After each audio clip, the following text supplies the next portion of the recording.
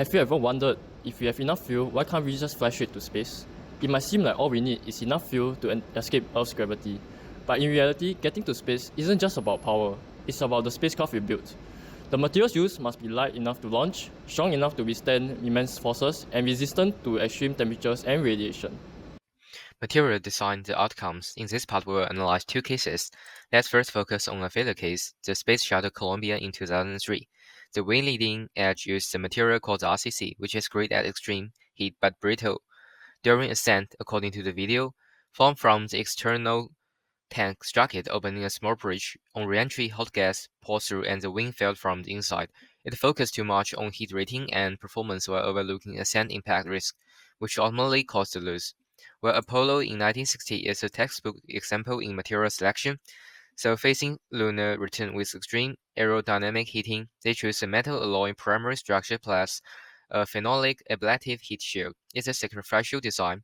So according to the video, during re-entry, the surface burn ends carrying away heat, while the resulting char keeps the interior safe. The material choice aligned to the critical risk, re-entry heat. When it comes to aerospace engineering, high strength is one of the most critical material requirements as spacecraft and aircraft face extreme mechanical stresses during launch, flight, and re-entry. Materials must resist deformation and fatigue to maintain structural integrity. There are four main types of high-strength materials used in aerospace. Titanium alloys provide an outstanding combination of tensile strength, corrosion resistance, and low density. They are widely used in jet engine compressor blades and landing gears of aircraft such as the F-22 Raptor, helping them withstand extreme aerodynamic forces during supersonic flight. High-strength aluminum alloys such as 7075 T6 have a very high strength-to-weight ratio and are commonly applied in fuselage panels and wings, where both rigidity and lightness are essential. Nickel-based superalloys like Inconel 718 retain their strength even above 1000 degrees Celsius, making them ideal for turbine blades in rocket engines and high-temperature exhaust systems. Carbon fiber reinforced polymers combine exceptional tensile strength with minimal weight.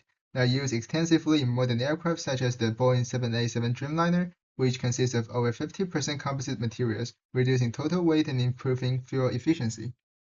The use of lightweight materials is also crucial to the design and performance of the spacecraft. The reduction in weight uses less fuel to launch into orbit and travels for longer distance. This in turn lowering its launch cost.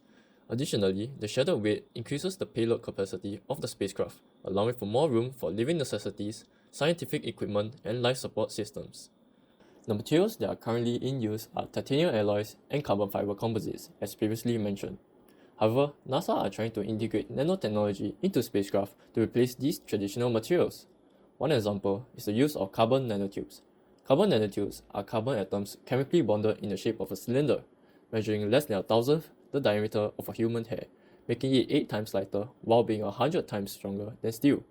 Researchers theorized that replacing carbon fiber composites could reduce costs by 25% and 50% when replacing aluminum. High-temperature resistant materials are very important as they allow spacecraft to withstand extreme heat and stress during flight. Nevertheless, it also impacts the fuel efficiency, durability, and the spacecraft's safety and reliability. In general, high-temperature resistant materials are essential to prevent our vehicles from exploding. Thermal protective systems act as a shield to absorb and dissipate intense heat. The main components of TPS are reinforced carbon-carbon, insulation tiles and blankets, and lastly, ablative materials. Reinforced carbon-carbon is a composite material in the matrix of graphite and is applied to structural applications at high temperature. Insulation blankets are layers of thin metallized film that have a variety of coating, where insulation tiles are lightweight and porous silica-based ceramic. Last but not least, ablative materials are sacrificial. They burn away to dissipate heat to protect the structures underneath. When we think of radiation, what comes to mind first? Is it the same as the X-rays we see in hospitals?